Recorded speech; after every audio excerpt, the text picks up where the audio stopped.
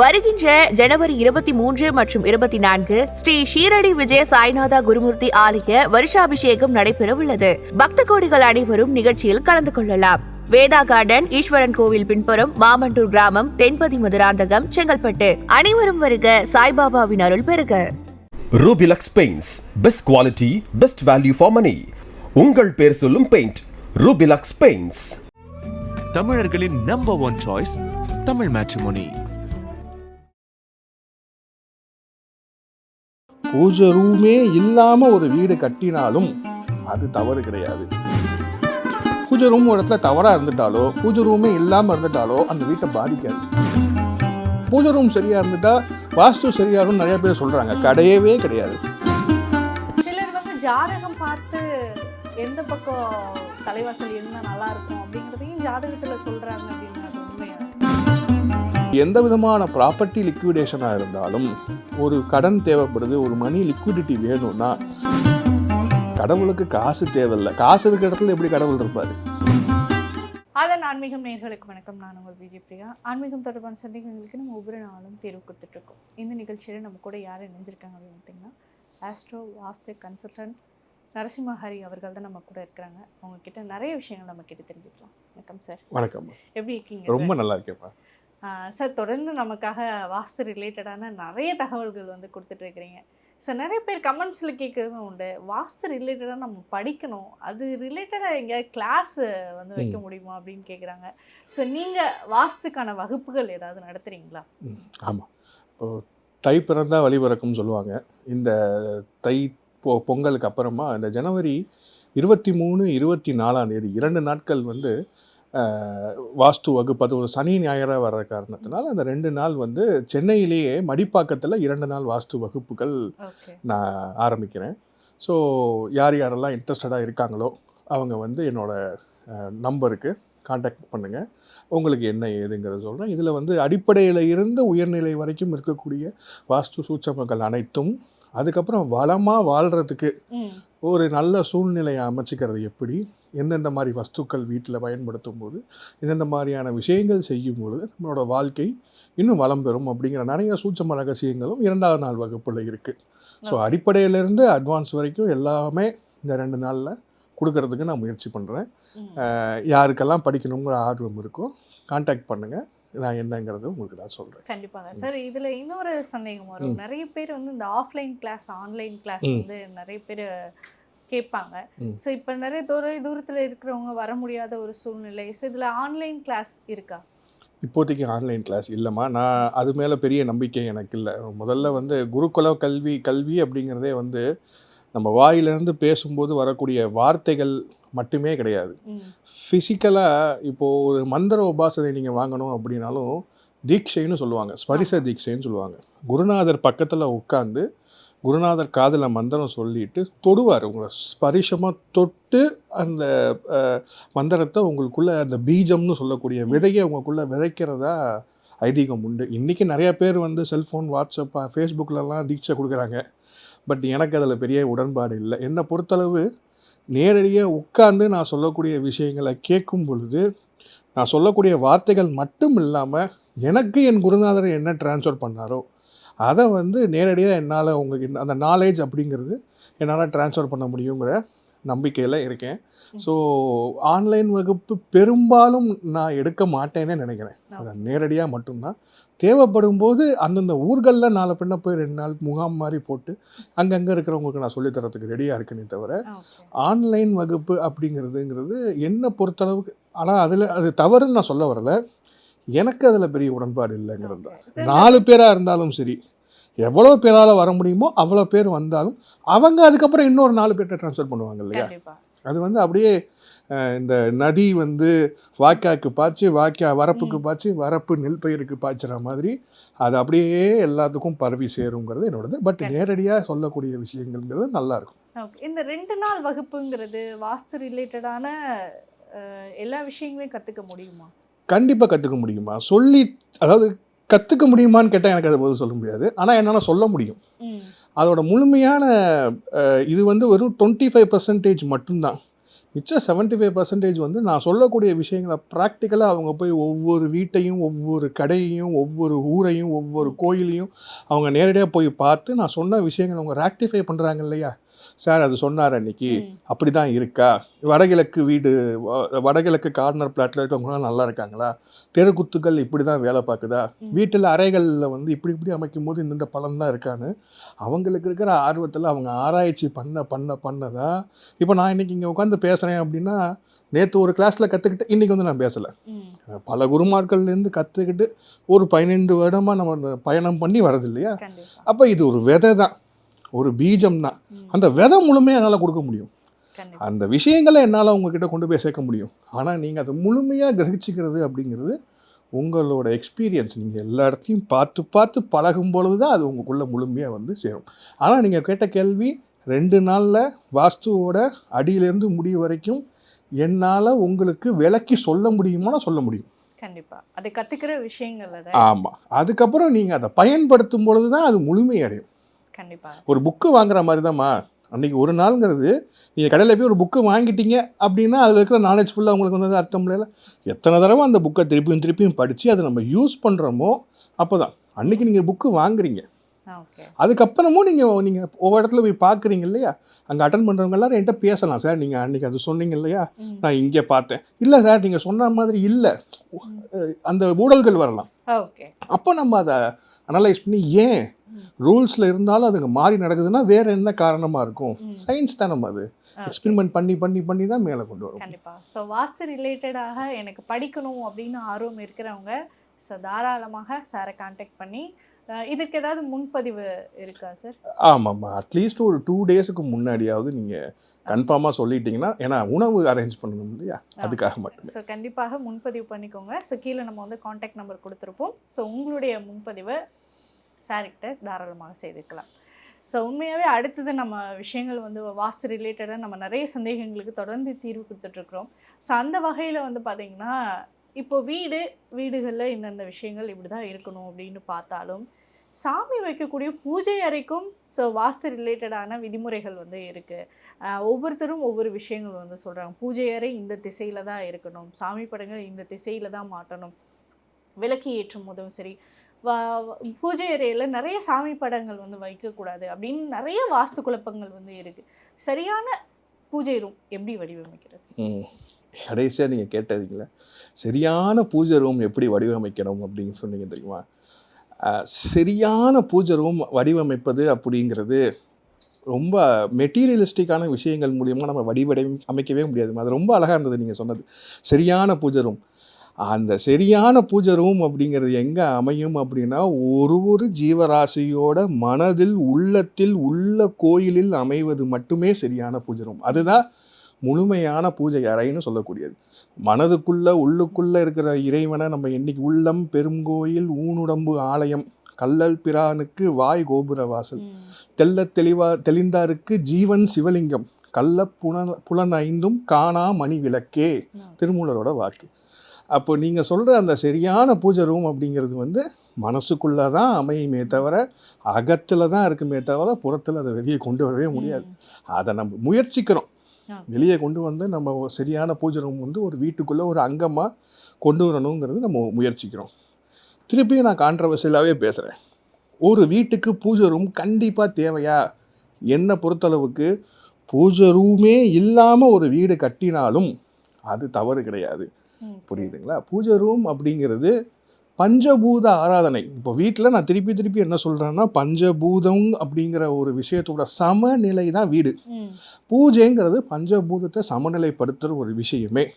மற்றபடி அதில் நீங்கள் இவ்வளவு தூரம் பூஜை ரூமை பற்றி நம்ம பெரிய லெவலில் எடுத்து பேசுகிறதுக்கோ செய்கிறதுக்கோ ஒரு விதமான விஷயம். பூஜை ரூம் ஒரு இடத்துல தவறாக இருந்துட்டாலோ, பூஜை ரூமே இல்லாமல் இருந்துட்டாலோ அந்த வீட்டை பாதிக்காது. அது ஒரு நியூட்ரல். அது வாஸ்துவை பொறுத்தளவுக்கு ஒரு ஏன்னா கண்மே பகவான், கடவுள் எல்லா இடத்துலையும் இருக்கிறான்.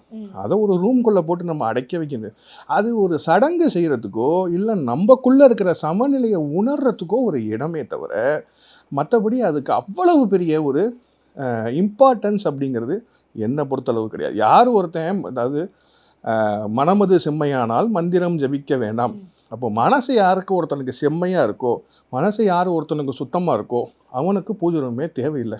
ஆனால் நம்ம எல்லாத்துக்குமே மனசு சுத்தம். எனக்கே நான் இப்போ இவ்வளோ பேசுகிறேன்னா என் வீட்டில் பூஜை ரூம் இருக்கா, 2 பூஜை ரூம் வச்சுருக்கேன். பூஜை ரூம்னு இல்லை, பூஜை அலமாரிகள் 2 வச்சுருக்கேன். புரியுதுங்களா? அப்போ என்ன அர்த்தம், என் மனசும் இன்னும் பக்குவப்படலை, ஏன்னும் இவ்வளோ பேசினாலும் எனக்கும் அந்த சில விஷயங்கள் தேவைப்படுது. அந்த ரூபம் சொல்லக்கூடிய ஃபோட்டோஸ் வைக்கிறது அது எல்லாமே இன்னும் நமக்கு தேவைப்படுது. ஏன்னா நம்மளோட சென்டர் ஆஃப் கான்சன்ட்ரேஷன் சுற்றி இருக்கக்கூடிய கடவுள் நம்ம ஒரு 5 நிமிஷமாவது ஒடுங்கி நின்று அவரை உணர்றதுக்கு ஒரு இடம் தேவைப்படுது. புரியுதுங்களா? அவ்வளவுதான் பூஜை ரூமே தவிர அதில் நமக்கு மூட நம்பிக்கையை கொண்டு வந்து செலுத்தி இன்றைக்கி அது இல்லாமல் எதுவுமே கிடையாது. பூஜை ரூமை நான் அப்படி இப்படி வச்சுட்டா என் வாழ்க்கை எவ்வளோ மோசமான வாஸ்து உள்ள வீட்டில் இருந்தாலும் பூஜை ரூம் சரியாக இருந்துட்டா வாஸ்து சரியாகும்னு நிறைய பேர் சொல்கிறாங்க. கிடையவே கிடையாது. பூஜை ரூமே இல்லாமல் இருந்தாலும் பரவாயில்ல, வாஸ்து நல்லா இருந்தால் அவங்க நல்லா வளர்ந்து வருவாங்க. நான் ரிவர்ஸாக சொல்கிறேன். சரி, இப்போது பூஜை ரூம் எங்கே இருக்கணும் அப்படிங்கிறத ஓரமாக வச்சுருங்க. ஒரு விஷயம் சொல்கிறேன், பூஜை ரூம் எங்கே இருக்கக்கூடாதுங்கிறத வச்சுக்கோங்க. இது எல்லாத்துக்கும் பயன்படும். அதை மட்டும் வச்சுக்கோங்க. அதை தவிர வீட்டில் வேறு எங்கே வேணால் பூஜை ரூம் இருக்கலாம். இதை மட்டும் தெரிஞ்சு அப்போ தானே அவங்களுக்கு யூஸ்ஃபுல்லாக இருக்கும். இந்த இடத்துல இருந்துச்சுன்னா மாற்றிடுங்க. 2 இடமா. முதல்ல வடகிழக்குன்னு சொல்லக்கூடிய ஈசானிய மூலையில் பூஜை ரூம் வர்றது, அதாவது எக்ஸாக்ட் ஈசான்யம் சொல்கிறேன், அந்த மூலையில் வர்றதுங்கிறது அவ்வளவு விசேஷம் அல்ல. அந்த இடத்துல பூஜை ரூம் வைக்கிறவங்களுக்கு சில சிக்கல்கள் வருது. ஏன் நம்ம திருப்பி சயின்டிஃபிக்காக அணுகும் பொழுது ஈசான்யம் அப்படிங்கிறது தான் துவாரம், வாஸ்து புருஷனோட தலை இருக்கக்கூடிய பகுதி. அங்கே தான் அவருக்கு கண்ணும் இருக்குது, காதும் இருக்குது, வாயும் இருக்குது. இது வழியாகத்தான் நம்ம 5 புலங்களில் எல்லா விஷயத்தையும் கிரகிக்கிறோம். காதால் கேட்குறோம், கண்ணால் பார்க்குறோம், வாயால் சாப்பிட்றோம், மூக்கால் மூச்சு விடுறோம். இது எல்லாமே ஒரு வீட்டோட வடகிழக்கு பகுதியில் தான் இருக்குது. அப்போது இன்புட் ஆர்கன்ஸ் ஃபுல்லாகவே அங்கே தான் இருக்குது. அப்போது அது வழியாக வரக்கூடிய விஷயங்கள் தான் மொத்த வீட்டுக்கும் ஆரோக்கியத்தை கொடுக்கும், ஐஸ்வர்யத்தை கொடுக்கும், நிம்மதியான வாழ்க்கையை எல்லாமே கொடுக்கும். அந்த கார்னரில் நீங்கள் ஒரு ரூமை போட்டு அதை தடுத்துட்டீங்க அப்படின்னாலே அங்கேருந்து வர வேண்டிய விஷயங்களை தடுக்கிறீங்கன்னு அர்த்தம். புரியுதுங்களா? முதல் காரணம், அந்த இடத்த ஒரு ரூமாக போட்டு எக்காரணத்திலும் எந்த வீட்லையும் தடுக்கக்கூடாது. வடகிழக்குங்கிறது ஃப்ரீயாக இருக்கணும், அந்த மூளை ஃப்ரீயாக இருக்கணும். அங்கே ஜன்னல்கள் முடிஞ்சால் வைங்க, அவ்வளவுதானே தவிர அந்த இடத்துல ரூம் போடக்கூடாது. இது முதல் காரணம். 2வது, வடகிழக்கு அப்படிங்கிறது ஜலமூலை, பஞ்சபூதத்தில் நீர் இருக்கிற பகுதி. அந்த நீர் இருக்கக்கூடிய பகுதியில் நம்ம பூஜை ரூம் வச்சா நம்ம பிரதானமாக நெருப்பை கும்பிட்றவங்க, விளக்கு எரிந்தால் தான் அது பூஜை ரூம். அப்போ அங்கே நெருப்பு வைக்கிறது அப்படிங்கிறதும் அந்த கான்ட்ரடிக்டிவ், ஒரு பூதமும் இன்னொரு பூதமும் ஆகாது அப்படிங்கும் போது அது 2த்தையும் நம்ம சேர்க்கும் பொழுது அங்கே ஒரு ஸ்பார்க், ஒரு ஒரு தப்பான ஒரு விஷயம் பிறக்குது. இன்னொன்று, வடகிழக்குங்கிறது ரொம்ப புனிதமான பகுதி, எந்த டவுட்டும் கிடையாது. பசங்க வடகிழக்கில் உட்காந்து படிக்கும் பொழுது நல்லா அவங்களுக்கு ஞாபக சக்தி வரும். நம்ம சாதனைகள் செய்யும் பொழுது, மந்திர உச்சாரணை செய்யும் பொழுது, யோகா நிலை, யோகா சம்மந்தப்பட்ட விஷயங்கள் நாங்கள் செய்யும் பொழுது நமக்கு ஒருமைப்பாடு கிடைக்கும். அதில் டவுட்டே கிடையாது. ஆனால் பூஜைன்னு சொல்லக்கூடிய பஞ்சபூத ஆராதனைங்கிறது அந்த இடம் அல்ல.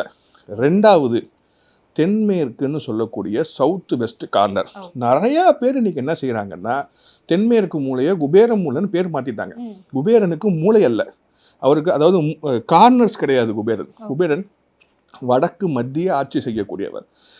தென்மேற்குங்கிறது நிருதி நிரோபாரம்னு சொல்லக்கூடிய நிருதிங்கிற டயட்டி இருக்கக்கூடிய இடம். அங்கே காசு பண்ணி இந்த மெட்டீரியலிஸ்டிக் லைஃப்பில் என்னென்ன தேவையோ அதெல்லாம் அங்கே கொண்டு போய் வச்சோம்னா ஸ்டேபிளாக இருக்கும். அப்படிங்கிறனால நம்மளோட பட்டுப்புடவை, நகைகள், டாக்குமெண்ட்ஸு, அப்புறம் நம்ம பெட்ரூம், தாம்பத்திய வாழ்க்கைக்கு முக்கியமான இடமா அதை நம்ம வச்சுருக்கோம்.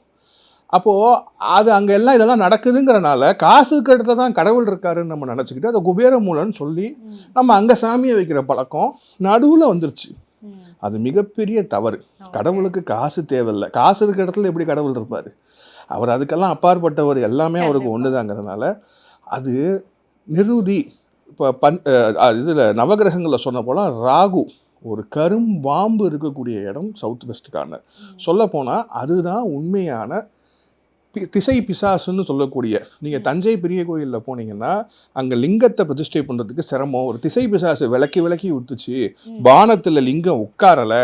அப்போது இடைக்காட்டு சித்தர் போய் அங்கே கருவூரா சித்தர் போய் அதை அஷ்டவந்தனம் பண்ணி கொடுத்தாருங்கிற வரலாறு இருக்குது. அங்கே ஒரு திசை பிசாசு நின்றுச்சுன்னு சொல்லுவோம். அந்த மாதிரி சவுத் வெஸ்ட் கார்னருங்கிற ஒரு திசை பிசாசுன்னு சொல்லக்கூடிய ஒரு தப்பான விஷயம் இருக்கக்கூடிய இடம். அதுக்காகத்தான் நம்ம சவுத் வெஸ்ட் கார்னரில் மாஸ்டர் பெட்ரூம் கொடுத்து அந்த இடத்துல நம்ம மாஸ்டர் ஆஃப் த ஹவுஸ் படுக்கணும்னு ஏன் சொல்கிறோம்னா, அங்கே அந்த வீட்டோட மாஸ்டர் படுக்கிறனா வேற ஒன்று வந்து படுக்கும். புரியுதுங்களா? அது நம்ம வீடு நம்ம கையை விட்டு போயிருங்கிறனால அதை நம்ம ஹையஸ்ட் பாயிண்ட் ஆஃப் த பில்டிங்கை வைக்கிறோம், வெயிட்டு போடுறோம், அடைக்கிறோம். இதுக்கு பின்னாடி இவ்வளோ சுச்சமங்கள் இருக்குது. அப்போ அந்த இடத்துல போய் நீங்கள் புனிதமான கடவுளை வச்சு பூஜை பண்ணீங்கன்னா அந்த டேட்டே அதுக்கு ஸ்ட்ரெயிட் ஆப்போசிட்டான விஷயங்களை செய்யும். அது உலக இன்பங்களுக்கான விஷயம். புரியுதுங்களா? அது சந்தோஷமாக இருக்க வேண்டிய விஷயம், காசு பணத்தை வைக்க வேண்டிய விஷயம், ஸ்டேபிளான விஷயம். அது பூஜை செய்வதற்கு அல்ல. அதனால் இது ரெண்டுமே தவறு. இதை ரெண்டை தவிர நீங்கள் வேறு எங்கே வேணால் வைக்கலாம். ஓகே, இது சிம்பிளாக சொல்கிறேன். இதுலேயே ஸ்பெசிஃபிக்காக ஒரு சில இடங்களில் நெருப்பு எங்கே இருந்தால் உங்களுக்கு நல்ல பணம் தரும் அப்படிங்கிறதுக்கு நான் அடுத்த விஷயங்களில் சொல்கிறேன். கண்டிப்பாக. சரி, இப்போ பொதுவாக நம்ம ஒரு விஷயம் எல்லாருக்கிட்டையும் கேட்குறது வந்து, கடன் நம்ம வாங்கிடுறோம், பட் ஆனால் அதை அடைக்கிறதுக்கு வந்து நிறைய பிரச்சனைகளை வந்து சரிக்கணும். நமக்கு தேவையான பண வரவு கிடைக்க மாட்டேங்குது, பொருளாதாரத்தில் சிக்கல் வருது அப்படின்னு. ஆனால் என்னதான் இருந்தாலும் கடன் வாங்குறது அப்படிங்கிறது ஒரு அத்தியாவசிய தேவையாக மாறிடுச்சு. நமக்கு ஒரு இக்கட்டான சூழ்நிலையில் பணம் கிடைக்குமா, நான் ஒருத்தட்ட கேட்டிருந்தேன், அவர் இன்ன வரைக்கும் தரேன்னு சொன்னார், கிடைக்கல. பேங்க்கில் லோன் அப்ளை பண்ணியிருக்கேன், இன்ன வரைக்கும் எனக்கு அதுக்கான பணம் வந்து இன்னும் கிடைக்கல அப்படின்னு சொல்கிறவங்களையும் நம்மளால் பார்க்க முடியுது. இந்த அத்தியாவசிய தேவைக்காக கடன் வாங்குறது கிடைக்கணும் அப்படிங்கிறதுக்காக ஏதாவது டிப்ஸ் இருக்கா? நல்ல கேள்விமா. அதாவது கடன்கிறது என்றைக்கும் ஒரு தவறான விஷயம் கிடையாது. வாழ்க்கையில் கடன், நம்ம மூச்சே கடன் வாங்கி தான் விட்டுட்ருக்கோம். புரியுதுங்களா? வாழ்க்கையே கடன் தானே. இந்த 40 வருஷம் கடவுள்கிட்ட கடன் வாங்கி தான் நம்ம வாழ்ந்துட்டு திருப்பி நம்ம பரபிரம்மத்தோட போய் சேர்ந்துடும். அப்போது கடன்கிறது தவறு கிடையாது.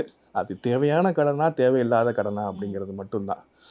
ஒரு வியாபாரம் செய்கிறதுக்கு ஒருத்தவங்களுக்கு ஆசை இருக்குது, ஒரு ஹவுஸ் ஒய்ஃபுக்கு பேக்கரி வைக்கணும்னு ஆசை இருக்குது, பட் அவங்க எங்கே போய் காசு கேட்குறதுன்னு தெரியல. ஒருத்தர் வந்து ரொம்ப நாளாக அடிமை தொழிலில் இருக்கார், சின்னதாக ஒரு தொழில் செய்யணும்னு ஆசைப்பட்றாரு. அப்போ அவருக்கு அதுக்கு முதலீடுக்கு காசு தேவைப்படுது. காசு வந்துருச்சுன்னா நான் சம்பாரித்து திருப்பி அதை அப்படியே படிப்படியாக கட்டிடுவேங்கிற கனவுல அவங்க இருக்காங்க. இந்த மாதிரியான விஷயங்களுக்கெல்லாம் கடந்து ஒரு மருத்துவ செலவு அவசரமாக வந்துருச்சு, டைம் பீயிங்க்கு கிடச்சிருச்சுன்னா வேறு ஒரு சொத்து விற்று நான் அதுலேருந்து காசு எடுத்து இந்த கடனை அடைச்சிடுறேன் அப்படின்னு சொல்லுவாங்க. இல்லைனா பொதுவாகவே ஒரு விஷயத்தை லிக்விடேட் பண்ண முடியாமல் தவிக்கிறவங்க, என்கிட்ட ஒரு வீடு இருக்குது, இடம் இருக்குது, கார் இருக்குது, எனக்கு அவசரமாக காசு தேவைப்படுது, ஆனால் இது லிக்விடேட் ஆக மாட்டேங்குது. ப்ராப்பர்ட்டியாக இருக்குது, ஆனால் அது கையில் காசாக வர மாட்டேங்குது. அந்த மாதிரி லிக்விட் கேஷ் லிக்விடிட்டின்னு சொல்லக்கூடிய இடம் இது எங்கே இருக்குன்னா, ஒரு வீட்டில் சவுத் ஈஸ்ட் கார்னர், தென்கிழக்கு அக்னி மூலை தான். இதுக்கு முன்னாடி சொன்ன நெகட்டிவ் கடனுக்கும் இதுதான் சொல்லியிருப்பேன். கிரெடிட் கார்டு சம்மந்தப்பட்ட விஷயத்தில் மாற்றுறதும் இங்கே தான். அங்கே அக்னி இல்லாத பட்சத்தில் தவறான கடனில் போய் மாட்டிக்குவாங்க. அங்கே சரியான அக்னி இருக்கும் பட்சத்தில் அது கிரியேட்டிவான, நம்ம ஒரு விஷயத்தை உருவாக்கக்கூடிய விஷயங்களுக்கான கடனாக வந்து அதை திருப்பி செலுத்தப்படும். அப்போ எந்த விதமான ப்ராப்பர்ட்டி லிக்விடேஷனாக இருந்தாலும் ஒரு கடன் தேவைப்படுது, ஒரு மணி லிக்விடிட்டி வேணும்னா அது சவுத் ஈஸ்ட் கார்னரே. அதுலேயும் இன்னும் சூட்சமமான விஷயம் என்னென்னா, ஒரு தென்கிழக்குன்னு சொல்லக்கூடிய ஒரு மூலையை நம்ம ஒரு கிச்சன்னு பிரிக்கிறோம். ஃபார் எக்ஸாம்பிள் சவுத் ஈஸ்ட் கார்னரில் ஒரு ரூம் கட்டுறீங்க, ஒரு கிச்சன் கட்டுறீங்க, அது 10க்கு 10 கட்டுறீங்கன்னு வச்சுக்கோங்க. அந்த சவுத் ஈஸ்ட் கார்னரில் நீங்கள் கட்டியிருக்கக்கூடிய 10க்கு 10 ரூமை விட அதோட நார்த் வெஸ்ட் கார்னர். புரியுதுங்களா? தென்கிழக்கின் வடமேற்கு, திருப்பியும் சொல்கிறேன், தென்கிழக்குங்கிறது அக்னி, அதில் இருக்கக்கூடிய வடமேற்குங்கிறது ரொட்டேஷன். புரியுதுங்களா? அந்த பர்டிகுலர் இடத்த பிடிச்சி நீங்கள் ஆக்டிவேட் பண்ணும் பொழுது, ஆக்டிவேஷன்னா ஒன்றும் கிடையாது, அந்த இடத்துல சுத்தமான ஒரு நெய் விளக்கு, அதுவும் மேல் நோக்கிய விளக்கு, காமாட்சி விளக்கல்ல, இந்த இதுவே இல்லாமல் அடியிலிருந்து திரி கொடுத்து மேல் நோக்கி எரியக்கூடிய சின்ன விளக்கு இருக்கும். மண் விளக்கல்ல. மண் விளக்குக்கு திசை உண்டுமா? மண் விளக்குன்னா நீங்கள் கிழக்க பாட்டு மட்டும்தான் ஏற்றணும். நான் சொல்கிறது என்ன விளக்குன்னா மணி விளக்குன்னு சொல்லுவாங்க. ஒரு சின்ன இப்படி நடுவில் ஒரு ஸ்டெம் மாதிரி இருக்கும், அதுக்குள்ளே நீங்கள் வந்து கொடுத்து திரிய வெளியே எடுத்தனா மேல் நோக்கி எரியும். மேல் நோக்கிய விளக்கு, சரிங்களா? சின்ன விளக்கு, மேல் நோக்கிய விளக்கு வாங்கி அதில் நெய், சுத்தமான நெய் விட்டு, நான் சொல்லக்கூடிய தென்கிழக்கு அறையோட தென்கிழக்கு அது வந்து எல்லா வீட்லேயும் கிச்சனாக இருக்கணும்னு அவசியம் கிடையாது. ஒரு சிலர் அங்கே கிச்சன் வைப்பாங்க, ஒரு சிலர் வடமேற்கில் வைப்பாங்க. ஓகே. அப்போது அந்த சவுத் ஈஸ்ட் ரூமோட நார்த் வெஸ்ட் கார்னரில் அந்த விளக்கை வச்சு அங்கே நீங்கள் அந்த தீபம் ஏற்றும் பொழுது தொடர்ந்து ஏற்றிட்டு வரும்போது இது ரொம்ப விரைவாகவே அந்த கேஷ் லிக்விடிட்டியை கொண்டு வந்து கொடுக்கும். ஓகே. நீங்கள் கேட்குற இடத்துல கடனை கொடுக்கும். இல்லைனாலும் வேறு ஏதாவது வழியில் உங்களுக்கு அந்த தேவைப்படுற ம். கடனை கொண்டு வந்து சேர்க்குமா. இது கண்டிப்பாக ட்ரை பண்ணி பாருங்கள். தேவைப்படுறவங்களுக்கு இது கண்டிப்பாக ஒர்க் அவுட் ஆகுது.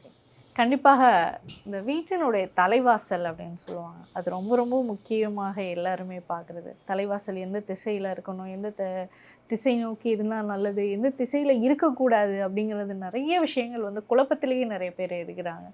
பட் தலைவாசல் இருக்க வேண்டியது பர்ஃபெக்ட் திசை அப்படின்னா எது? இப்போது சிம்ம வாசல்னு தலைவாசல் மெயின் டோர் அப்படின்னு இங்கிலீஷ் சொல்லக்கூடிய விஷயம் அப்படிங்கிறது தான் ஒரு வீட்டோட துவாரம். குகைக்கு துவாரம் இருக்கிற மாதிரி வீட்டுக்கு அது வழியாக தான் எல்லாரும் வந்து போகிறதுங்கிறதுனால அதுக்கு ஒரு இம்பார்ட்டன்ஸ் கண்டிப்பாக உண்டு. இன்னொன்று திசைன்னு சொல்லும் பொழுது இது நான் ஏற்கனவே பல தடவை சொல்லியிருக்கேன். திசை வந்து ஒரு பிளாட் நம்ம வாங்குகிறோம் அப்படின்னா அந்த பிளாட்டுக்கு பாதை தடம் ரோடு எந்த சைடு இருக்கோ அது வடக்கு பார்த்த பிளாட்டாக இருந்தால் அந்த வீட்டுக்கு வடக்கு வாசல் தான் வைக்கணும். அது தெற்கு பார்த்த பிளாட்டாக இருந்தால் தெற்கு வாசல் தான் வைக்கணும். அதை மாற்றி வைக்கும் பொழுது தவறான எஃபெக்ட் எதுவும் கொடுக்காது. தலைவாசலுக்குள்ள ஒரு இம்பார்ட்டன்ஸ் இருக்காது, ஒரு நியூட்ரல் வாசலாக இருக்கும். ஏன்னு நான் திருப்பியும் சொல்லியிருக்கேன், ஒரு ஆறு ஓடும் பொழுது அந்த ஆற்றுலேருந்து நீங்கள் வாய்க்கா வெட்டினீங்க அப்படின்னா அதுக்கு பெர்பண்டிகுலராக மூல மட்டத்துக்கு அதுக்கு பெர்பண்டிகுலர் டைரெக்ஷனில் தான் வெட்ட முடியும். வாய்க்காலேருந்து வரப்பு வெட்டுறீங்கன்னா அதே மாதிரி மூல மட்டத்துக்கு பெர்பண்டிகுலராக தான் கொண்டு போக முடியும். அதுலேருந்து வயலுக்கு பாய்ச்சும்போது அதே மாதிரி தான். அப்போ அந்த வீதி அப்படிங்கிறது தான் பொதுவாக அந்த எனர்ஜின்னு ஓடிட்டு இருக்கக்கூடிய ஆறுன்னு நீங்கள் எடுத்தீங்கன்னா அந்த திசையில் நீங்கள் வாசல் வைக்கும் பொழுது அது வீட்டுக்குள்ளே பிரவேசிக்குமே தவிர நீங்கள் வேறு பக்கம் திருப்பி வாசல் வச்சுட்டு சுற்றி வாங்கினா அந்த விஷயம் சுற்றி வராது. புரியுதுங்களா? அப்போது நீங்கள் இடம் வாங்கும் பொழுதே நீங்கள் ஜாதகம் பார்க்குறதா இருந்தால் பார்த்துக்கோங்க, எது வேணால் பார்த்துக்கோங்க. பார்த்துட்டு உங்களுக்கு எந்த திசையில் வாங்கணும், என்னை பொறுத்தளவுக்கு எல்லா திசையும் நல்ல திசையே. அந்த மாதிரி ஒன்று அமையுது உங்களுக்கு அப்படின்னாலே அது உங்களுக்கு நல்லது செய்யும் அப்படிங்கிறது என்னோட நம்பிக்கை. அப்போது நீங்கள் பார்த்துட்டு நீங்கள் வாங்கும் பொழுதே உங்களுக்கு வடக்கு வாசல் தான் வேணும்னா வடக்கு பக்கம் உள்ள பிளாட்டே வாங்குங்க, தெற்கு வாசல் வேணும்னா தெற்கு பக்கம் உள்ள பிளாட்டே வாங்குங்க. ஓகே. சிலர் வந்து ஜாதகம் பார்த்து எந்த பக்கம் தலைவாசல் இருந்தால் நல்லா இருக்கும் அப்படிங்கிறதையும் ஜாதகத்தில் சொல்கிறாங்க அப்படின்னு அது உண்மையா? அதுதான் திருப்பி சொல்கிறேம்மா. ஒரு வீட்டில் 4 பேர் இருக்காங்க, சரிங்களா? ஹஸ்பண்ட் ஒய்ஃபு 2 குழந்தைங்க, அவங்க அப்பா அம்மா சேர்த்துக்கோங்க. 6 பேர் ஒரு வீட்டில் இருக்காங்கன்னு வச்சுக்கோங்க. 6 பேர்த்துக்கும் ஒரு ஜாதகத்தில் ஒரு தலைவாசல் காட்டும். அப்போ ஒருத்தவங்க நல்லா இருந்து ஒருத்தவங்க நல்லா இல்லாமல் போனால் பரவாயில்லையா? நான் சொல்கிறது உங்களுக்கு புரியுதா? சில பேர் தான் சொல்லுவாங்க யார் பேரில் வீடு இருக்கோ அவங்க ஜாதகத்தை மட்டும் பார்த்தா போதும்பாங்க. அப்போ அவங்க மட்டும் தான் அந்த வீட்டில் வசிக்கிறாங்களா? யார் பேரில் இருக்குங்கிறதெல்லாம் கிடையாது. அது வந்து வாசல் அப்படிங்கிறது. ஆனால் நமக்கு பாரம்பரியத்தில் ஒரு முறை இருந்தது, வீட்டு தலைவி யாரோ அந்த தலைவியோட ஜாதகத்தை வச்சு பார்த்து தலைவாசல் எடுக்கக்கூடிய முறைகள் இருந்தது.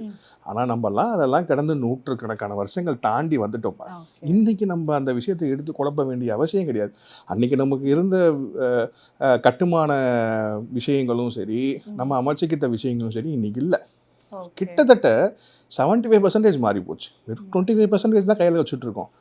அதில் எது பெஸ்ட்டோன்னு எடுத்து பார்க்கும்பொழுது டிரெக்ஷனுக்கு முக்கியத்துவம் தேவையில்லை. ப்ராக்டிக்கலாக உங்களுக்கு என்ன தேவை, இதில் அதுக்கு எது செட் ஆகுங்கிறது பாருங்கள். நான் ஏற்கனவே சொல்லியிருக்கேன், சவுத் அண்ட் வெஸ்ட்டு போகும்போது ஒரு சில வாஸ்து டிஃபிகல்ட்டிஸ் வருது. ஆனால் சவுத் அண்ட் வெஸ்ட்டு தப்பான டிரெக்ஷன் நான் சொல்ல வரல, ரொம்ப நல்ல டிரெக்ஷன். ஆனால் பிளானை செட் பண்ணுறதுல சிக்கல் வரும்.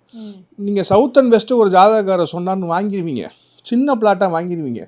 அவர் அதை ஒரு பாயிண்ட்டை வச்சு நீங்கள் சவுத் அண்ட் வெஸ்ட் எடுத்துகிட்டு வாஸ்துவில் இருக்கக்கூடிய 50% விஷயங்களை இன்கார்பரேட் பண்ண முடியாமல் போச்சுன்னா யாருக்கு பாதிப்பு? கண்டிப்பாக அவங்களுக்கு தான். நான் சொல்கிறது புரியுதுங்களா? அப்போது அதுக்காகத்தான் திசைக்கு முக்கியத்துவம் கொடுக்காதீங்க. உங்களுக்கு என்ன ரெக்குவயர்மெண்ட்டோ அதுக்கு முக்கியத்துவம் கொடுத்து இடத்த வாங்குங்க. என்னால் சின்னது தான் வாங்க முடியும் சார், பெருசு வாங்க முடியாது சார், அப்படியா ஈஸ்டர்ன் நார்த்து போங்க, ஈஸியாக உங்களுக்கு பிளான் உட்காரும். அதுலேயும் சவுத்து போகிறீங்களா, கொஞ்சம் காம்ப்ரமைஸ் பண்ணி கொஞ்சம் வீட்டை சுருக்கிக்கிட்டு நம்ம அதை இதை பண்ண முடியும். புரியுதுங்களா? அப்போது உங்களோட ரெக்குவயர்மெண்ட்டுக்கு ஃபஸ்ட் ஆப்ஷன் கொடுங்க, டிரெக்ஷனுங்கிறது செகண்டரி தான். ஓகே. அடுத்தது தலைவாசல் அமைக்கக்கூடிய விஷயங்களில் இருக்கக்கூடிய குழப்பங்கள். எந்த ஒரு வீடுன்னு இருந்தால் அதில் எங்கே ஒரு திசை இருக்குது, இப்போ வடக்கு திசைனே எடுத்துக்கிறோம் அப்படின்னா நிறைய அதில் குழப்பங்கள் வருது. என்ன ஒருத்தவங்க என்ன சொல்லுவாங்கன்னா எக்ஸாக்ட்லி ஈசானிய கார்னரில் கொண்டு போய் வாசல் வைங்கம்பாங்க. ஆனால் நம்ம பாரம்பரிய பழக்கம் அப்படி அல்ல.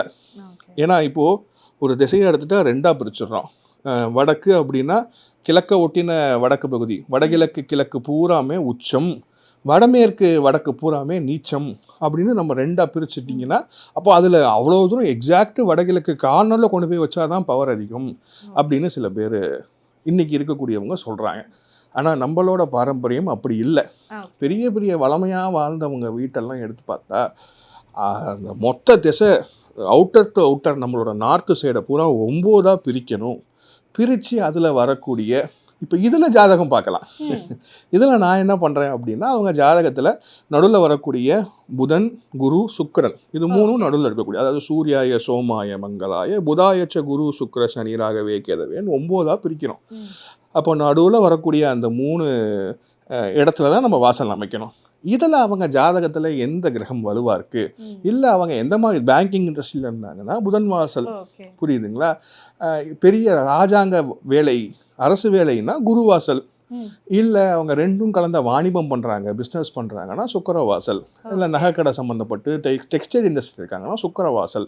அவங்க ஜாதகத்திலையும் கம்பேர் பண்ணி இது 3ல் ஒரு வாசல் வைக்கிறதுங்கிறது சிறந்தது.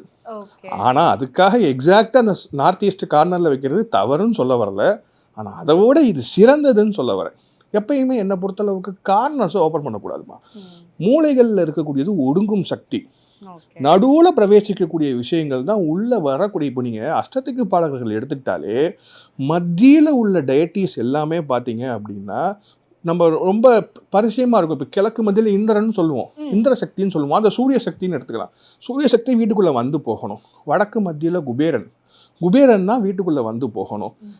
இப்போ மேற்கு மத்திய வருணன் தான் மலை, அப்போ வெளிநாட்டிலேருந்து வரக்கூடிய பணத்தை குறிக்கக்கூடியது அந்த சக்தி வீட்டு. ஆனால் தெற்கு மத்திய மட்டும் சொல்லும்போது யமன்னு சொல்லுவோம். நான் எப்பயுமே மட்டும் தெற்கில் மட்டும் புதன் வாசல் திறக்க மாட்டேன். தெற்கு பக்கம் மட்டும் புதன் கிடையாது. ஏன்னா அது மத்தியில் யமன், அது வீட்டுக்குள்ளே வந்து போகணும்னு யாரும் ஆசைப்பட மாட்டோம். ஆனால் வீட்டுக்குள்ளே வந்தால் தான் இன்றைக்கி வாழ முடியும். ஒருத்தவங்க இறந்தாதான் அடுத்த குழந்தை வளர முடியும். அதனால் பாப்புலேஷன் கரெக்டாக இருக்கும். அப்போ அதுவும் இது இந்த 4 சக்தியும் பார்த்தீங்கன்னா வீட்டுக்குள்ளே பிரவேசிக்கக்கூடிய சக்தி. மற்ற 4 கார்னரும் ஒடுங்கு சக்திகள், புரியுதுங்களா, அந்தந்த மூலையில் போய் அங்கேயே ஒடுங்கி இருக்கக்கூடிய சக்தி. ஸோ மூலையில் திறக்கிறதுங்கிறது நான் பெருசாக ப்ரிஃபர் பண்ணுறதில்ல. சென்டர்ஸில் திறக்கிறதுங்கிறது நல்ல ஒரு வளமையை கொடுக்குது. மத்திய வாசல்கள் அதை அமைக்கிறது அப்படிங்கிறது, அந்த வாசல் எந்த மாதிரியான விஷயங்கள் அமைக்கணும்னா மரத்தால் தான் அமைக்கணும், புரியுதுங்களா. அதுக்கு அழகான நிலை வச்சு அது மேலே கஜலட்சுமி வைக்கிறதுங்கிறது நம்ம பழக்கம். அப்படி இல்லைனாலும் அட்லீஸ்ட் சாதாரணமாக அமைச்சிங்கனாலும் மரத்தால் அமைங்க. நான் எல்லாத்தையும் பிளான் போட்டு கொடுக்குறவங்ககிட்டலாம் ஒரு வார்த்தை சொல்லுவேன், சார் உங்களால் முடிஞ்சால் டபுள் டோர் வைங்க சார், 2 பக்கம், அதாவது ஒரு தோல் இருக்குது, தோலுக்கு 2 கை இருக்கிற மாதிரி ஃப்ரேமில் 2 பக்கமும் உள்ளே போகுது. இது ஒன்று கிளாக் வைஸ், ஒன்று ஆன்டி கிளாக் வைஸ், பேலன்ஸ்டாக இருக்கும் சார், செய்யுங்க முடிஞ்சால். இன்றைக்கி இருக்கிற காலகட்டத்தில் முடிஞ்சால் செய்யுங்கிறது நான் எல்லாத்தையுமே சொல்கிற விஷயம். நிறைய இடங்களில் சிங்கிள் டோர் வைக்கிறது, எல்லா இடத்துலையுமே சிங்கிள் டோர் தான் வைக்கிறாங்க, நிறைய இடங்கள்ல இல்லை, எல்லா இடத்துலையுமே. ஆனாலும் நமக்கு ஒரு ஆசை, அந்த டபுள் டோருக்கு ஒரு அழகு இருக்குது, நம்ம பாரம்பரியத்தில் இருக்கக்கூடியது. இன்னொன்று, டபுள் டோர் இடம் கம்மியாக அடிக்குமா. இப்போது ஒரு சில இடங்களில் நீங்கள் இன்னொரு சென்டர் வாசல் வைக்கும்போது டபுள் டோர் தான் வைக்க முடியும். ஏன்னா சிங்கிள் டோர் திறந்தீங்கன்னா நீங்கள் ஒரு பக்கம் நிற்கும், கடைசி இது வரைக்கும் போகாது. ஆனால் டபுள் டோராக இருக்கும் பொழுது அழகாக பாதிக்கு பாதி தானே, ஒன்று இப்படி போயிடும், ஒன்று இப்படி போயிடும். அதனால் பேலன்ஸ்டாக இருக்கும், நல்லாயிருக்கும். அது ஒன்று சொல்கிறேன். இன்றைக்கி பார்த்தீங்கன்னா எல்லா பேரும் ஃபோன் பண்ணி, சார் ஸ்டீல் டோர் வைக்கலாமா, ஸ்டீல் டோர் வைக்கலாமா, சேஃப்டி சார், மரத்தை விடையா சார் சேஃப்டி, நம்ம மனசை விடையா சார் சேஃப்டி. ஸ்டீல் டோருங்கிறது வாசலுக்கு அலவுடு கிடையாதுமா. நல்ல மரத்தால் உள்ள டோர் வைங்க. அப்போது அதுக்கு இப்போ நில வைக்கும்போது கீழே 5 பொருட்கள் வைக்கக்கூடிய பாரம்பரியம் உண்டு. சங்கு ஸ்தாபிதம், கீழ் சங்கு மேல் சங்கு 2 சங்கு ஸ்தாபிதம் செய்யக்கூடிய விஷயங்கள்லாம் இருக்குது. அதெல்லாம் இல்லைனாலும் பரவாயில்ல, வாசல் மரத்தால், நல்லா சுத்தமான மரத்தாலையாவது வைங்க. ஸோ இதுதான் தலைவாசல் சம்மந்தப்பட்ட விஷயம். நிறைய விஷயங்கள் நம்ம வாஸ்து ரிலேட்டடாக நிறைய சந்தேகங்கள், பொதுவாக இது எல்லாருக்கும் காமனாக இருக்கக்கூடிய சந்தேகங்கள் அப்படின்னு. பூஜை ரூமு, கடன் வாங்குறதுக்கு அண்டு வீட்டில் தலைவாசல் எங்கே வைக்கணும் அப்படிங்கிறது ரொம்ப நுணுக்கமாக சொல்லியிருந்தீங்க. அதனோட டெஃபினிஷனோட எப்படி இருக்கணும் அப்படிங்கிறதையும், அதோட வாஸ்துக்கான வகுப்புகள் நிறைய பேர் ஆர்வமாக காத்துட்ருப்பாங்க. வாஸ்து நான் படிக்கணும், ஆனால் அதுக்கான சரியான இடம் எனக்கு அமையலை அப்படின்னு தேடக்கூடியவங்களும் நிறையா இருப்பாங்க. அதற்கான வாய்ப்பும் இந்த நேர்காணலில் கொடுத்துருக்கீங்க. கண்டிப்பாக ஒரு பயனுள்ள தகவலாக இந்த நேர்காணல் அமைந்ததற்கு மிக்க நன்றி. ரொம்ப நன்றி.